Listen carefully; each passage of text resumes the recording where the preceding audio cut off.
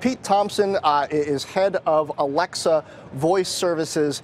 Here at the show, he's going to be meeting with a lot of different companies that are looking to build that into different products. So I asked him, beyond the home speaker market, what are the hot new areas for voice technology to really make an impact? Here's what he said. In the home, first of all, something that I think is really interesting is probably one of the biggest use cases right now is timers and alarms. People love to use timers in their kitchen for cooking and stuff, and it's something I don't think we expected, and just seeing that, so we spent a lot of time making that really useful and powerful for the people. Outside of the home, what we're seeing is obviously in cars, that's going to be the big next wave. So we're investing heavily in the auto category. Why obviously in cars?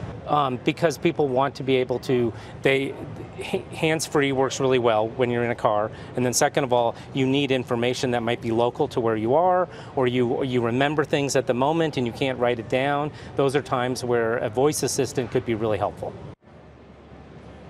We also talked about privacy, of course, some of these concerns about Alexa maybe sending messages to places where they shouldn't go. That happened once, and of course we saw Apple with that big advertisement kind of trolling Amazon and Google. Here's what he said about Amazon's work on making sure that voice platforms actually stay secure.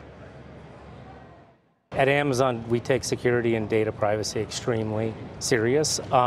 Even when we put Alexa into our partner products, it's something we mandate of how they can do and how they can use this stuff. Obviously, it's early days in how voice works, and some of the biggest challenges is when you speak to it hands-free and you're talking to it from a distance.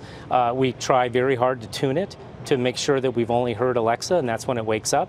And sometimes somebody will say something that sounds an awful lot like Alexa, and we have to keep improving that. But obviously that's why we're continuing to work on it, and we think over time we'll get there. And 5G, of course, big talk at this show. One of the things that 5G does is drain less battery from the devices that are connected to the wireless network. So one of the things that he and others, Google, Apple, others with voice services are looking at is how to thus build voice platforms into smaller, more portable devices, more of the kinds of little gadgets that are around here that in the past couldn't have really been a conduit for that sort of service, guys. John, in terms of that implementation of 5G, are they looking, whether it's Amazon or some of the other folks you've spoken to, are they looking at that as a 2019 story or a 2020 and beyond story?